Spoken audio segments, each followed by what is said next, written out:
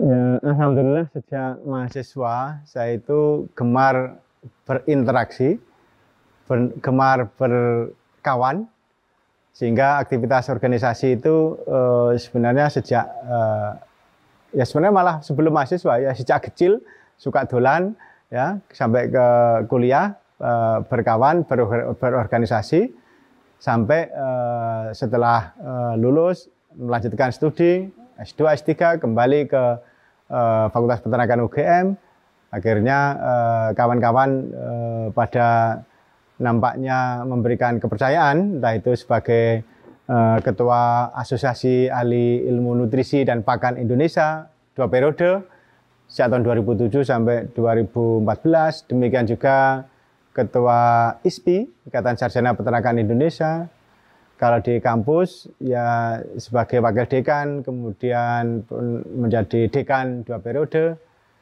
Kalau di luar ya ada organisasi lain seperti Himpunan Kerukunan Tani Indonesia Provinsi Daerah Istimewa Yogyakarta.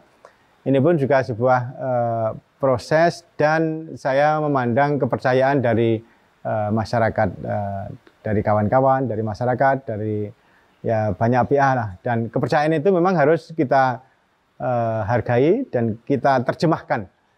Terjemahkan dalam bentuk apa? Ya orang kalau sudah mendapatkan kepercayaan ya emang sebaiknya menjalankan kepercayaan itu apa yang menjadi tugas kewajibannya secara sungguh-sungguh. Ya.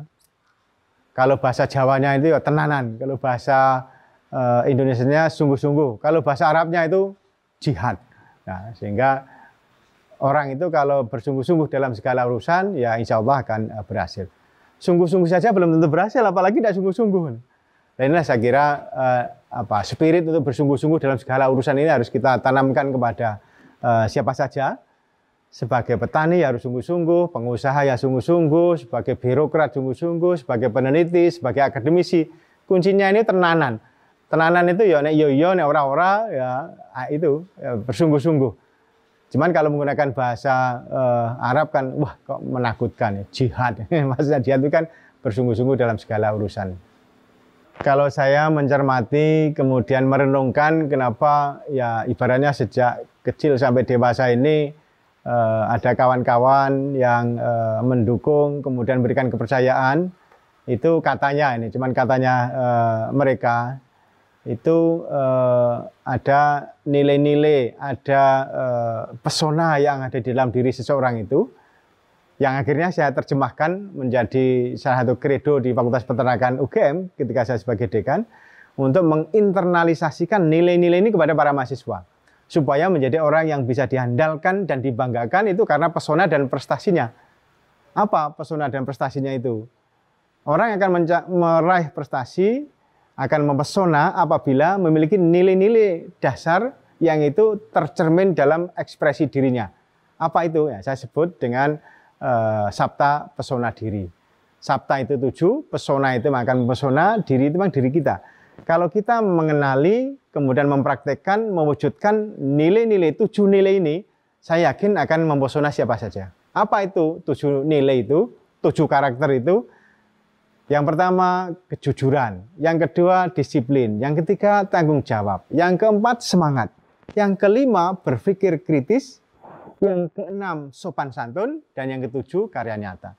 Jadi orang itu kalau sudah memiliki nilai-nilai dasar ini, saya yakin akan dipercaya orang lain. Kenapa? Orang percaya karena kejujurannya, percaya karena kedisiplinannya. Dia bertanggung jawab, ya. Dia juga bersemangat. Kemudian berpikir kritis, jadi tidak berpikir negatif, tidak berpikir apalagi suka ya iri, dengki, fitnah dan sebagainya, karena nggak berpikir negatif. Pun juga tidak mudah berpikir positif, karena orang kalau terlalu mudah berpikir positif itu nanti juga dia kritisnya hilang, mudah ketipu, tertipu, akhirnya ketipu beneran. Maka berpikir kritis ini jadi sangat penting. Terus yang berikutnya sopan santun. Orang itu kalau nggak sopan, nggak santun, nggak punya kawan. Maka dalam berinteraksi sosial, berinteraksi dengan siapa saja harus sopan dan santun. Setelah itu baru kita bisa berkarya. Ketika orang bisa berkarya, didukung oleh nilai-nilai tadi, 3 nilai dasar pertama, jujur, disiplin, tanggung jawab. Setelah itu ditambah 3 nilai, 3 karakter berikutnya, punya semangat, otaknya itu berpikir kritis, dan orangnya itu sopan dan santun. Pasti ini akan dihargai orang, diberikan kepercayaan. Nah, setelah itu nanti akan mengkristal menjadi orang, kalau bahasa umumnya sekarang disebut orang yang berintegritas dan bisa berlaku profesional. Dua inilah seperti dua sisi mata uang. Kalau orang berintegritas tapi nggak profesional, ya masalah. Hanya jujur, hanya baik, tapi nggak bisa kerja. Ya, harus profesional. Nah, orang profesional tapi kadang-kadang integritasnya terganggu, ya persoalan. Ya. Maka dua hal inilah yang sebenarnya kali itu menjadi janji diri kita, ya, be profesional dan berintegritas. Dasarnya mempelajari tadi, mempraktekkan sabta pesona diri. Jujur, kejujuran adalah nafasku, disiplin adalah sikapku, tanggung jawab adalah jiwaku, semangat adalah darahku, ya.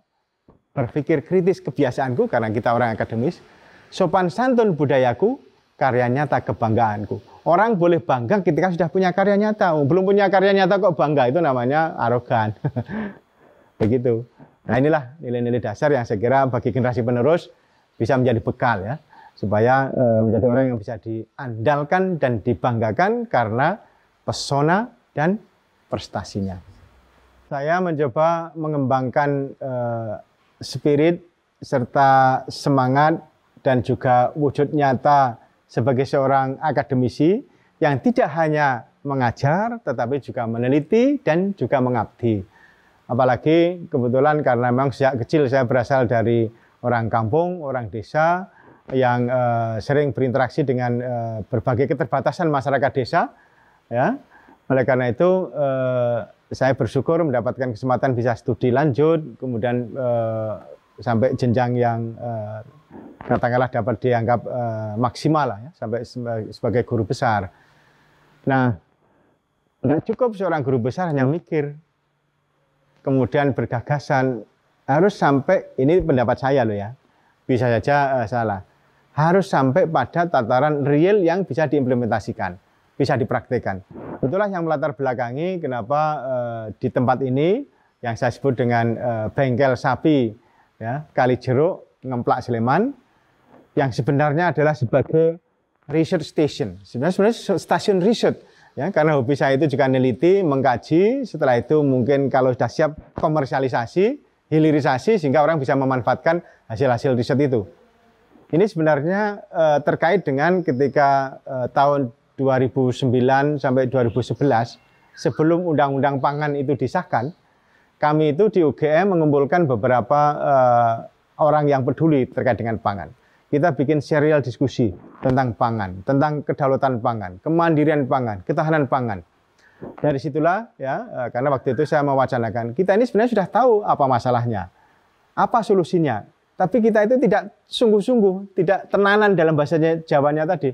Makanya saya bikin kelompok diskusi namanya Jihad Menegakkan Kedaulatan Pangan. Akhirnya terbitlah itu buku. Bukunya itu sekarang ada di Gramedia, itu bisa diakses itu. Judul bukunya adalah Jihad Menegakkan Kedaulatan Pangan, Suara dari Bulak Sumur. Karena itu kumpulan dari beberapa pemikir, beberapa dosen, beberapa guru besar, doktor dari UGM. Nah, begitu sudah terbit. Tapi nggak cukup kita hanya terbitkan buku. Nah, terus apa? The next-nya itu kan konsep, gagasan, strategi. Nah, saya menerjemahkannya dalam bentuk konkretnya itu, ya ini sebagai pusat pembelajaran, saya pun juga learning by doing, ya, dengan berbagai inovasi yang saya kembangkan, saya praktekkan, saya wujudkan, ya, dengan berbagai kekuatan yang ada, akhirnya terwujudlah di sini nih. Maka di sini itu ya, yang di belakang kita sebut dengan Joglo Andini Bawono Lestari, itu juga ada filosofinya, Mas. Andini itu sapi, ya, Bawono itu bumi, Lestari itu sustainable, lestari. Maka kami berharap kehadiran tempat ini, semacam joglo ini, basisnya atau awalnya itu dari sapi, karena sapi itu sebenarnya the prime mover di kampung pedesaan ya. Dalam konteks integrated farming itu prime movernya itu sapi. Makan limbah, jadi daging, jadi susu, ada pedet, limbahnya pupuk padat, pupuk cair untuk memupuk, menyuburkan lahan pertanian. Maka dengan sapi kita berharap memakmurkan bumi Bawono supaya berkelanjutan untuk generasi kita yang akan datang. Maka riset-riset yang kami kerjakan di sini pendekatannya integrated farming, menghasilkan pangan, setidaknya bahan pangan yang sehat dan menyehatkan, mengurangi penggunaan pupuk kimia, penggunaan pestisida kita hindari, dan nanti menghasilkan pangan yang fungsional, pangan yang sehat menyehatkan. Ya. Nah inilah yang sekarang ini kami kerjakan, kami kembangkan dengan hasil riset and development jangka panjang yang sudah sekian puluh tahun. Maka produk-produk kami itu kami praktekkan di sini, ya, supaya orang itu kalau nggak melihat langsung kan belum tentu percaya. Maka produk-produk inovasi yang saya kembangkan seperti suplemen yang saya sebut dengan agromik booster atau booster sapi, kemudian untuk memfermentasi itu ada saus burger pakan yang kebetulan ini kemarin diapresiasi oleh rekor muri Indonesia, karena ini sudah diadopsi hampir di seluruh Indonesia. Fermentasi limbah pertanian, jerami, tepung jagung, pucuk tebu dan sebagainya itu semula kualitas jelek menjadi lebih bagus dengan teknik fermentasi. Ya. Kemudian kita juga punya produk pengolahan kompos, ada beberapa produk lain yang juga banyak digunakan, khususnya juga di industri juga banyak digunakan, ya, pendekatan B2B, business to business.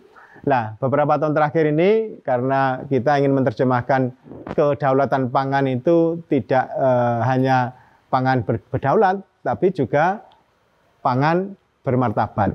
Pangan bermartabat itu apabila kalau bahasa agamanya itu juga halal dan thoyyib, sehat menyehatkan. Nah, saya kira kita ini punya persoalan serius, persoalan pangan ini. Kalau kita menjalankan perintah agama, perintah Tuhan sebenarnya, ini kalau bagi kita yang beragama Islam ya, itu ada perintah sebenarnya. Saya yakin di agama lain tidak jauh beda. Makanlah makanan yang halal lagi thoyyib. Halal itu zatnya, tapi juga proses perolehannya, jangan lupa ini.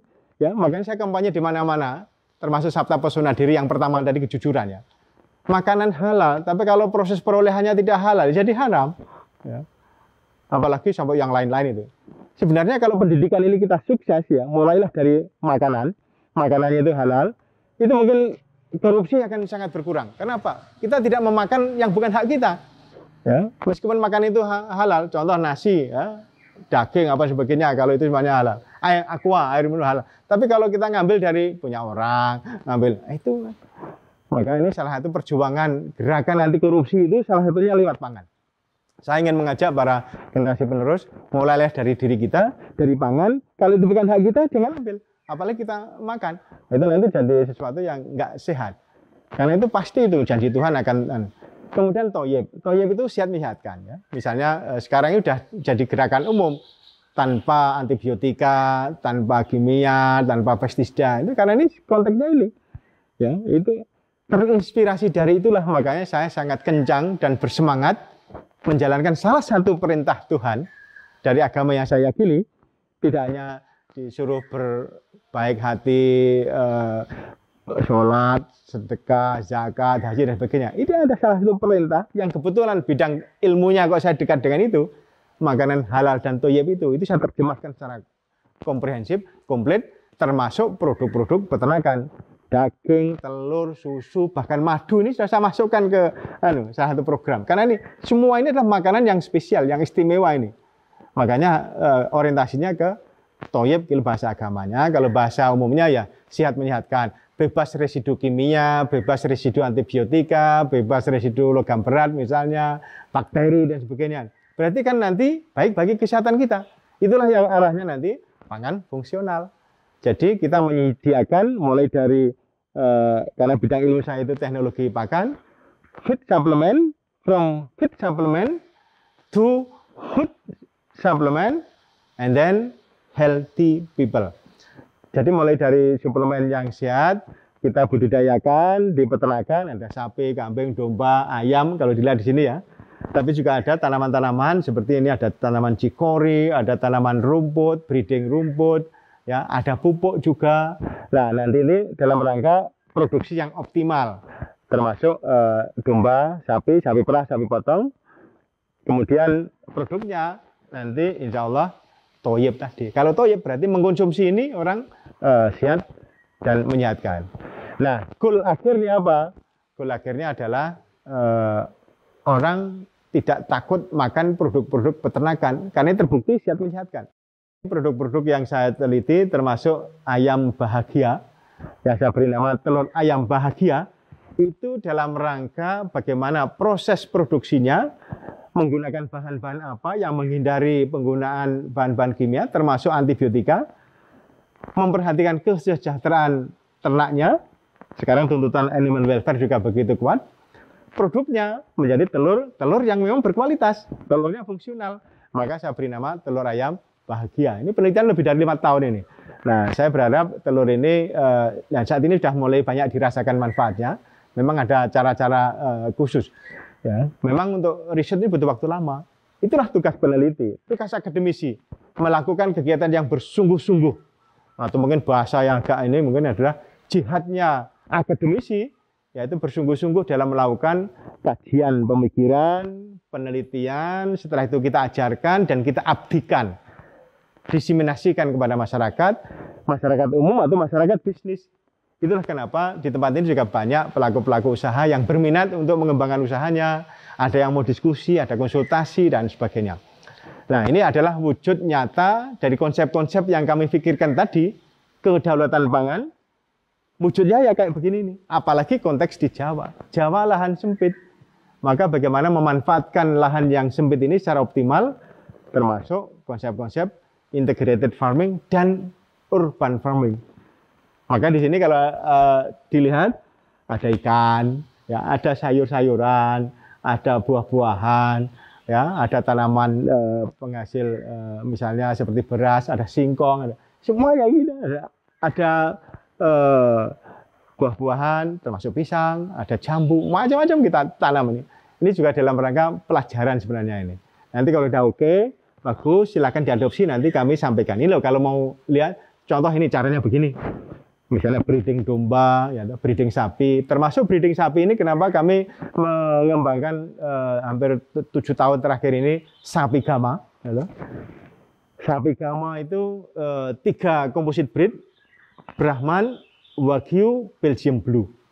Kami punya cita-cita dalam waktu 20 tahun ke depan, ya, sampai 30 tahun ke depan, itu menghasilkan sapi yang unik. Uniknya adalah beradaptasi di iklim tropik dengan baik, produksi dagingnya double muscle, kualitas dagingnya premium.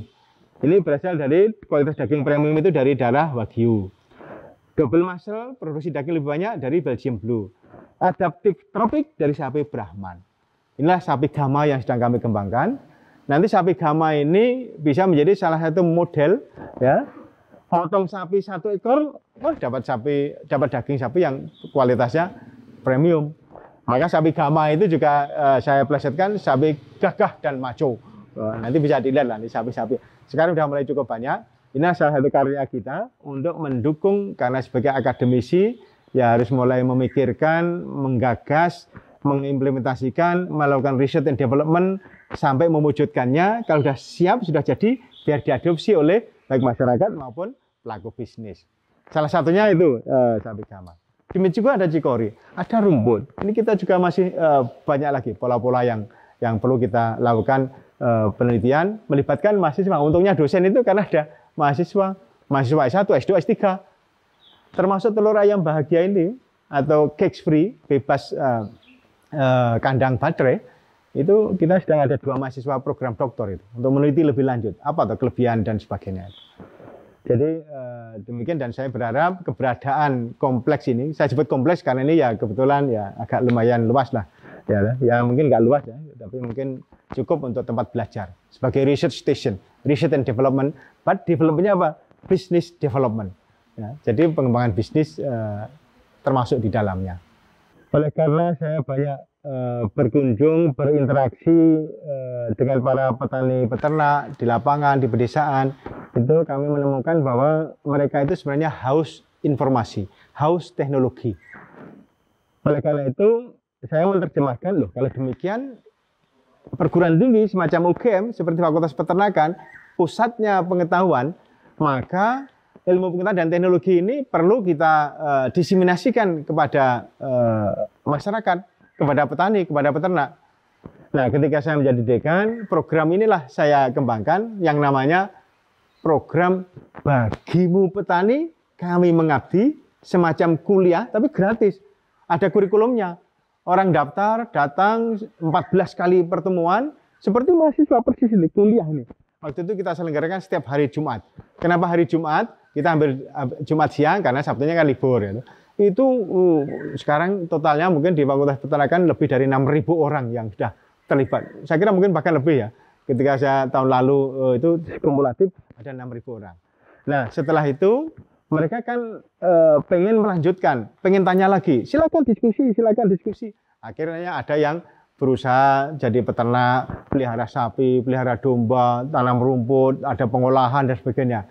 Saya termasuk dalam program ini sedikit berbahagia karena apa? Memberikan kesempatan orang yang punya semangat untuk mencari ilmu tadi dapat secara cuma-cuma dari pusatnya pengembangan ilmu, termasuk di Fakultas Peternakan.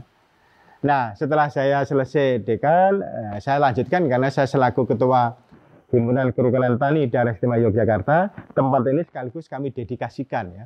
Setiap bulan sekali kita ada program ya semacam kuliah gratis ya bagi milenial, ada mahasiswa, ada peternak, calon peternak, bahkan juga orang dewasa. Kita program rutin itu di tempat ini karena sekaligus ini sebagai sekretariatnya HKTI untuk training peternakan, pertanian, ada perikanan.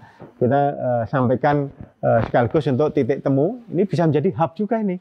Hub di bidang agro kompleks, tempat orang bertemu. Nah ini kita selenggarakan juga semacam ini kuliah gratis. Di fakultas juga jalan terus ini. Ya. Dan itu mendekatkan dunia kampus dengan dunia real di masyarakat. Ini salah satu cara yang paling gampang. Karena apa? Langsung to the point. Coba kalau seandainya kita bikin pengabdian masyarakat, orang belum tentu mendengarkan. Kalau kita datang ke kampung misalnya ya, orang kan belum tentu semuanya butuh. Tetapi kalau kita undang datang, berarti orang yang datang itu orang yang bersungguh-sungguh, orang yang ingin betul. Makanya ada beberapa yang jadi itu, ada bikin peternakan, ada bikin olahan. Ini kalau kita petakan cukup banyak yang dari buah kuliah gratis ini menjadikan mereka berusaha, setelah berusaha berbisnis. Ini tidak sedikit orang yang akhirnya melakukan kegiatan itu. Termasuk yang kita lakukan di sini juga, itu demikian. Saya punya mimpi dan punya harapan besar bahwa Indonesia ini menjadi salah satu lumbung pangan termasuk pangan protein hewani. Kenapa? Potensinya ada semua. Akan tetapi kenapa sampai saat ini kita banyak persoalan-persoalan, yaitu dinamika di dunia bisnis seperti itu. Tetapi peluangnya sangat besar. Kita bisa mengambil hikmah ketika pandemi COVID. Kalau kita tidak tertolong dengan gerakan-gerakan atau usaha-usaha para petani, pelaku usaha, menyediakan bahan pangan dan pangan, wah kita mungkin menghadapi masalah yang serius. Belum lagi ke depan protein hewani ini ya akan menjadi salah satu sumber pangan berkualitas dan akan selalu dibutuhkan oleh masyarakat. Jumlah penduduk meningkat, pendidikan meningkat, kepedulian terhadap kesehatan juga meningkat, maka konsumsi protein hewani itu nanti akan menjadi salah satu bahan pangan yang tidak kalah pentingnya. Sekarang aja kita harus hargai, pemerintah sudah menetapkan seperti daging, telur, susu, ya itu menjadi salah satu bahan pokok penting.